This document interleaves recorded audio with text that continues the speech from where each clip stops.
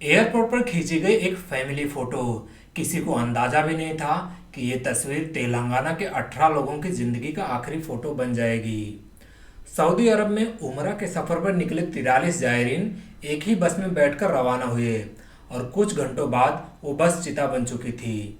तेलंगाना के हैदराबाद शहर में रामनगर नाम की एक आबादी है। यहीं रहते थे शेख नसीरुद्दीन, एक बेहद सादा परिवार परस्त इंसान। नसीरुद्दीन ने अपनी पत्नी अख्तर बेगम, बेटा बेटियां, बहुएं, पोते पोतियां, बड़ी बहन और अन्य रिश्तेदारों को मिलाकर लगभग 18 लोगों के साथ एक फैसला किया। इस बार उम्रा पूरा परिवार एक साथ करेगा। तारीख थी 9 नवंबर 2025। जगह थी Rajiv Gandhi international airport, Hyderabad. Flight take off से पहले नसीरुद्दीन ने उन रिश्तेदारों से कहा जो उन्हें एयरपोर्ट छोड़ने आए थे, एक तस्वीर ले दो जिसमें हमारा पूरा खानदान एक साथ आएगा। बच्चे इधर उधर खेल रहे थे, किसी को गोद में बिठाया गया, कोई बैग पर बैठा। कई बार कोशिश के बाद वह फोटो ली गई। किसे पता था कि यह फैमिली का आखिरी ग्रुप फोटो होगा। 16 नवंबर 2025 को पूरा परिवार और हैदराबाद के अन्य लोग, कुल 52 लोग सऊदी अरब पहुंचे। उमरा अदा किया गया। मक्का में लगभग एक हफ्ते बिताया गया।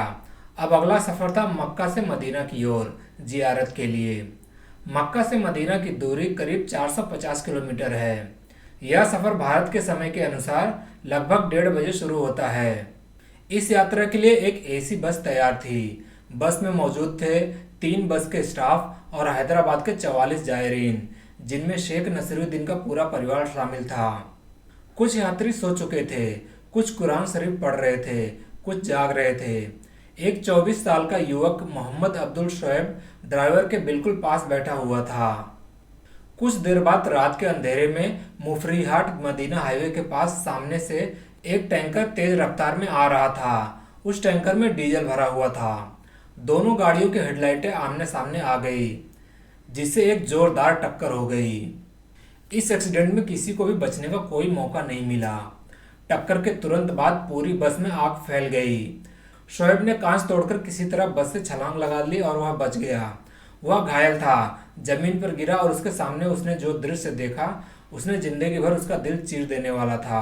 बस के अंदर महिलाएं, बच्चे, बुजुर्ग सभी आग में फंसे हुए थे। दरवाजे जाम थे, शीशे पिघले हुए, कोई बाहर नहीं निकल पा रहा था। जब तक फायर ब्रिगेड पहुंची, बस इतनी भयानक आग में जल चुकी थी कि किसी को भी बाहर निकालना नामुमकिन था। इस भयानक एक्सीडेंट में कुल 45 लोगों की मौत हुई, जिनमें से 43 भारतीय यात्री और बस के 2 स्टाफ शामिल थे। भारतीय मृतकों में सबसे बड़ा समूह था हैदराबाद के 18 सदस्य शेख नसीरुद्दीन का पूरा परिवार। सुबह 3:45 पर हैदराबाद में मोहम्मद मंसूफ को सऊदी से फोन आता है। आपकी मां शोहरत बेगम, आपके भाई मंजूर, आपकी भाभी और भतीजी सहित सभी इस हादसे में मर चुके हैं। पहले तो उसने भरोसा ही नहीं किया और कहा ऐसी बदतमीज बातें मत करो। लेकिन जब सुबह होते होते वीडियो सोशल मीडिया पर फैलने लगा तो हैदराबाद के कई घरों में मातम छा गया। हादसे के बाद भारत के प्रधानमंत्री नरेंद्र मोदी, विदेश मंत्री, तेलंगाना के मुख्यमंत्री सभी ने इस घटना पर शोक व्यक्त किया और लगातार अपडेट लिए। हैदराबाद के मुशीराबाद, संतोष नगर, ओवैसी कॉलोनी, मल्लीपाली बाजार घाट, हर गली में रोने बिलखने की आवाजें थी। लोगों की एक ही मांग थी, हम अपने परिजनों के जनाजे भारत में दफन करना चाहते हैं। लेकिन सऊदी अरब के प्रशासन ने बताया कि शव इतना बुरी तरह से झुलस चुके थे कि पहचानना मुश्किल है, इसलिए उनका सऊदी में ही सुपुर्द खाक किया जाएगा। परिवारों से कहा गया कि वे फैमिली के लोग अंतिम यात्रा में शामिल होने के लिए सऊदी आ सकते हैं। सोशल मीडिया पर एक ही बात तैर रही थी, जो लोग अल्लाह के घर में इबादत करने गए थे, क्या उनके लिए मौत भी उतनी ही मुकद्दर थी।